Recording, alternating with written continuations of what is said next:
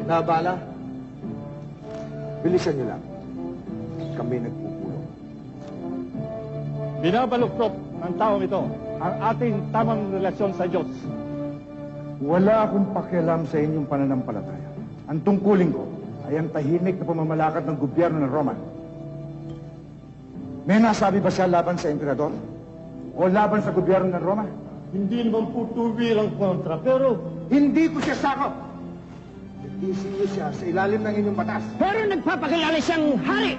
Hindi magpaglaban na niya sa emperador ng Roma. higit pa yon sa pagimagsik, dakilang prokurador. Paano siya magiging hari kung hindi niya balak pabagsakin ng pamahalaan? Ang taong ito ay sinasabi ninyong mapanganib. Ikaw, tinatawag mo raw ang sarili mong hari. Hari ka nga ba? Ang kaharian ko'y hindi sa sanlibutan ito. Kung dito ang aking kaharian, ipinaglaban na sana ako ng aking mga tauhan. Kaharian?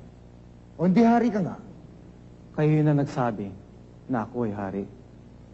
Totoo, isinilang ako para mag-isaksi ng katotohanan.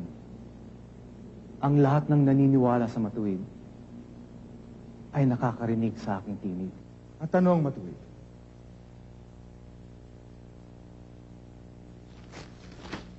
Wala akong nakikitang kasalanan niya. Bigyan siya ng ampas ng latigo para matauhan at magtanda. Pagkatapos, palayain. Hindi maaari, dakilang prokurador. Ang taong yan ang nanunulsol sa aming mga kababayan upang maghimagsik at pagbabawal ng pagbabayad ng buwis kay Cesar. Wala kayong sapat na katibayan sa ibinibintang ninyo. Pinaniniwala niya ang lahat ng tao na siya ang Kristo, hari ng buong Judea. Mula siya sa Galilea, ngayon ay narito na. Ang taong ito'y mula sa Galilea? Taga-Galilea ba siya? Opo, dakilang prokurador. Siya, taga Nazaret, sa Galilea. Kung ganon, dalhin siya kay Herodes. Nagmula siya sa Galilea. Sakop siya ni Herodes.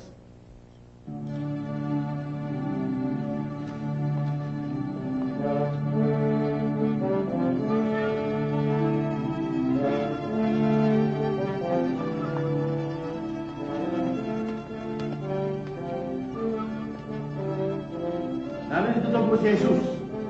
Pinadala. Poncio Pilato. Marami na akong magagandang bagay na balitaan tungkol sa iyo. At matagal ko nang gustong makita kita. Bata ka pa pala. At kung paunlakan mo, ibig kong pakitaan mo ako ng signos, kapabalaghan, o kay milagro sa oras na ito. Baka sakaling maniwala pa ako sa iyo. Totoo bang ikaw rin si Juan Bautista na nabuhay na muli? Bakit tayo kung sumagot? Ayaw ba sambahin ka namin ngayon? Di ba sabi mo Diyos ka rin? Halimen! Siya raw ay hari! Magsilapit tayo lahat at lumuhod! Magbigay ka lang at sambahin ang hari!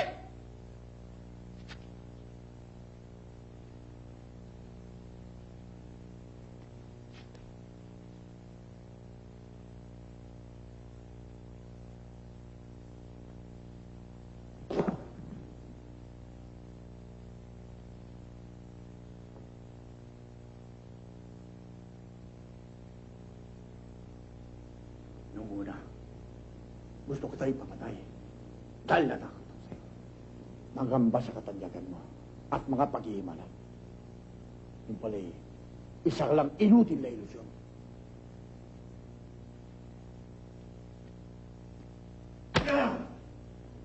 Jesus, kung tunay kang anak ng Diyos, hulaan mo kung sino bumatok sa'yo. Bigay balik siya kay Pilato. Wala sa kautusan natin. Humusga ng taong si Raul. Sige!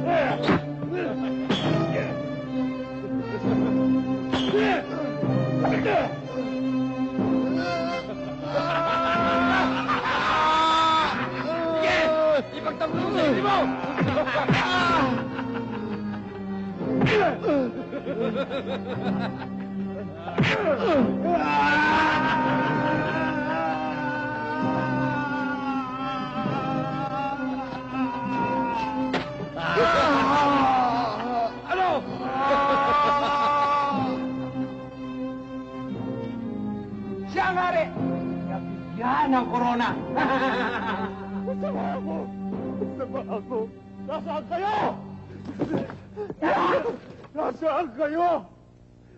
Nasaan kayo? Hindi ko kailangan ng iyong pilak!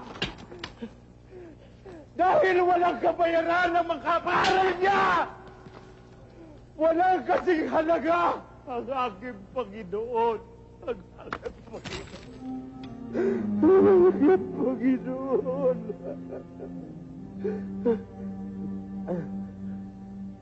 Nasaan ang aking Panginoon? Nasaan siya? Ang hari ng langit at lupa, ang hari ng mga hari, ang aking Diyos, si Jesus! Si Jesus! Jesus!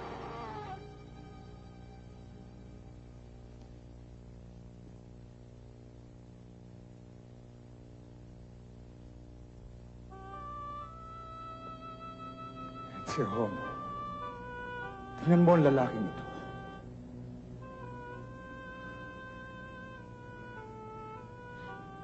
Magsalita ka. Pagtanggol mo ang sarili mo. Sino ka? Ano ka? Nagpapakamatay ka ba? O baka hindi mo alam? Nakapangyarihan ko ang palayain ka o ipako ka sa krus.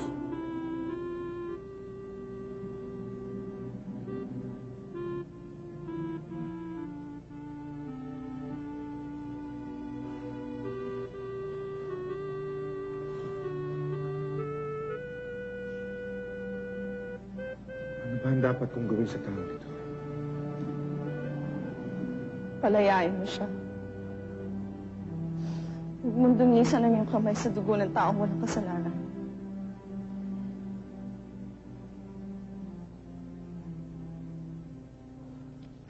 May kaugalian. Alang-alang sa pista ng Pasko, ang prokurador ay maaaring magpalaya ng isang bilanggo na may hatol na kamatayan. Tama. Magagamit ko yan. Dalawa ang ating bilanggo. Si Barabas? Hayaan niyo na ang tawang magpasya. Ginawa niyo na ang iyong tungkulin at napagbigyan na rin ang mga pariseo. Siguro naman, makakaligtas pa ang taong iyon na mukha namang walang kasalanan. Tingnan natin.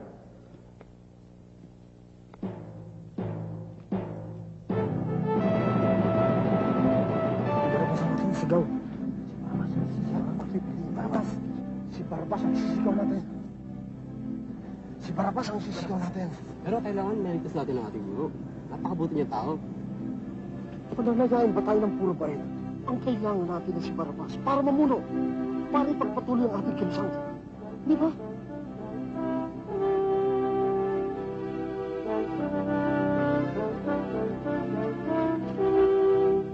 Sa kagandahang loob ng dalawang emperador at sa muling pakikiisa sa inyo ng mahal na prokurador, ay muling ipagdiriwang ang pista ng Paskwa sa pamamagitan ng pagpapalaya ng isang bilanggo, si Jesus. pinagbibintangang may balak na maghari sa buong Judea. At si Barabas na hatulang nagkasala sa panghihimagsik at pagpatay.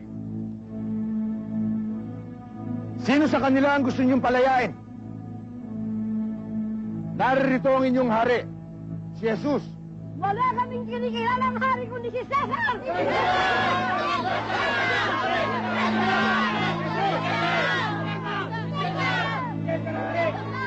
Inuulit ko, sino sa kanila ang gusto ninyong palayain? Si Jesus o si Barabas? Si Barabas!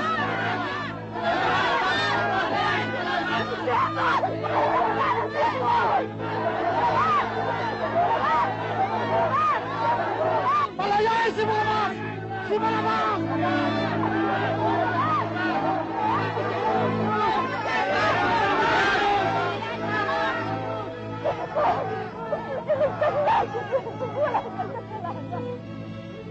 Siyatakbo natin ang merong may sakit! Marami sa pinagaling! Ginawa niya si Lazaro! Ay! Maawa kayo! Wala sa pinagaling! Barabas! Alis! Palayain si Barabas! Palayain si Barabas! Ay! Palayain si Barabas!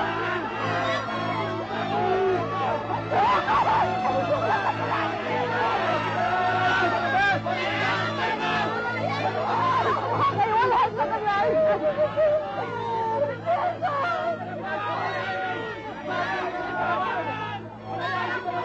Kayo ang nagpasya. Palayain si Barabas.